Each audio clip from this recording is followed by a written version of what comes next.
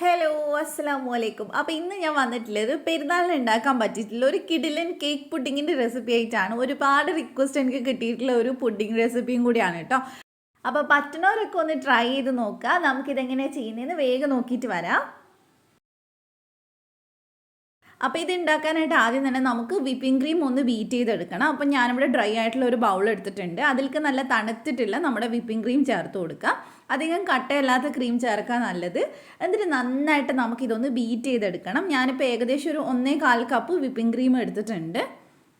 ഒരുപാട് പേര് എൻ്റെ അടുത്ത് പറഞ്ഞിട്ടുണ്ടായിരുന്നു ക്രീം ഇട്ടിട്ടുള്ള പുഡിങ് ചെയ്യാനായിട്ട്. അപ്പോൾ ക്രീമൊന്നും വാങ്ങിക്കാൻ പറ്റാത്തവരാണെങ്കിൽ നിങ്ങൾ സാധാ പുഡിങ് ചെയ്താൽ മതി. ഞാൻ കഴിഞ്ഞ ദിവസം ഇട്ടിട്ടുണ്ട് നല്ല കിടുക്കനായിട്ടുള്ള ഒരു പുഡിങ്.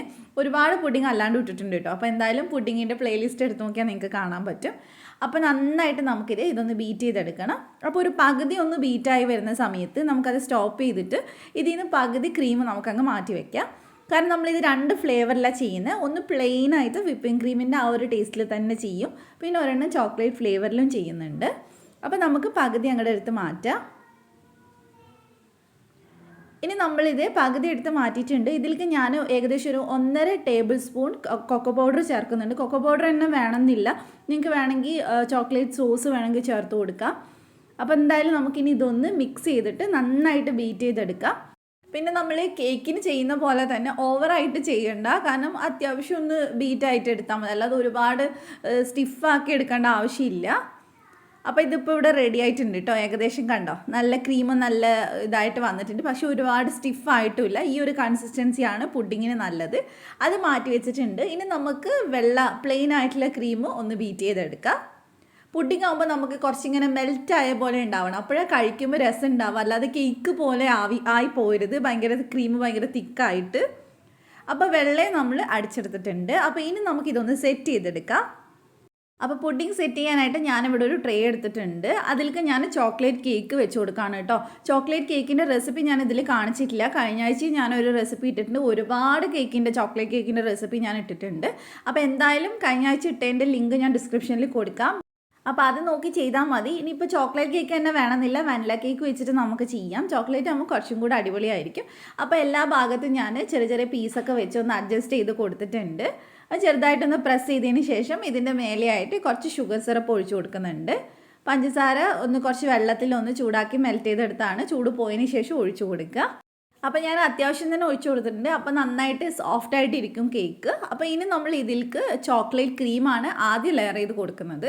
പിന്നെ നമ്മൾ ക്രീമിലൊന്നും പിന്നെ പഞ്ചസാര ചേർത്തിട്ടില്ല. അപ്പോൾ നിങ്ങൾക്ക് മധുരം കൂടുതൽ വേണമെന്നുണ്ടെങ്കിൽ ബീറ്റ് ചെയ്യുന്ന സമയത്ത് പൊടിച്ച പഞ്ചസാര 1-2 ടേബിൾ സ്പൂൺ ചേർത്ത് കൊടുക്കാം. എനിക്ക് ഇത്രയും മധുരം മതി എന്നുള്ളതുകൊണ്ടാണ് കേട്ടോ ഞാൻ ചേർക്കാത്തത്.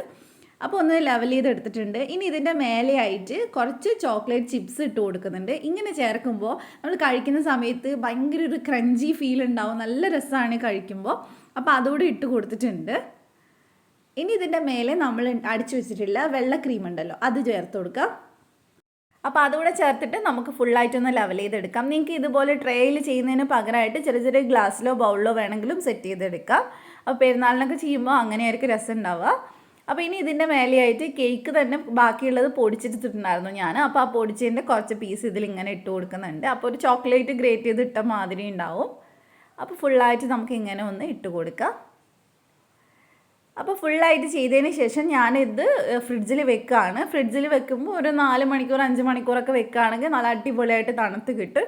പിന്നെ നിങ്ങൾക്ക് നല്ല ഈസി ആയിട്ട് കട്ട് ചെയ്യണമെങ്കിൽ കുറച്ച് നേരം ഒരു അരമണിക്കൂറൊക്കെ ഫ്രീസറിൽ വെച്ചിട്ട് എടുത്തതിന് ശേഷം കട്ട് ചെയ്യുകയാണെങ്കിൽ സൂപ്പറായിട്ട് കട്ട് ചെയ്തെടുക്കാനും പറ്റും.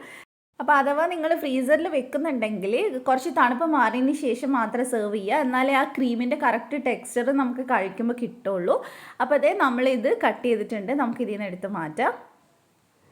അപ്പോൾ നല്ല അടിപൊളിയായിട്ട് വന്നിട്ടുണ്ട് കേട്ടോ. ഞാനൊരു 3-4 മണിക്കൂർ ഫ്രിഡ്ജിൽ വെച്ചതിന് ശേഷം അരമണിക്കൂർ ഫ്രീസറിലും കൂടെ വെച്ചിട്ടാണ് ഇപ്പോൾ ഈ കട്ട് ചെയ്തിട്ടുള്ളത്. പക്ഷേ ഞാൻ നേരത്തെ പറഞ്ഞ പോലെ സെർവ് ചെയ്യുമ്പോൾ ഇത്തിരി ഒന്ന് തണുപ്പ് മാറിയതിന് ശേഷം സെർവ് ചെയ്യുക, എന്നാലേ ക്രീം നല്ല ടെക്സ്ചറായിട്ട് കിട്ടുള്ളൂ.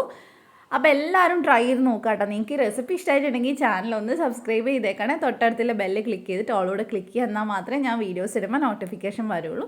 അപ്പോൾ പെരുന്നാളിന് ഈ പുഡിങ് ഉണ്ടാക്കാൻ പറ്റുന്നവർ ഇത് ഉണ്ടാക്കുക. ഇനിയിപ്പോൾ ക്രീമൊന്നും ഇല്ലാത്തവരാണെങ്കിൽ കഴിഞ്ഞ ദിവസം ഇട്ടിട്ടില്ല മാംഗോ ബ്രെഡ് പുഡിങ് ഉണ്ടാക്കുക.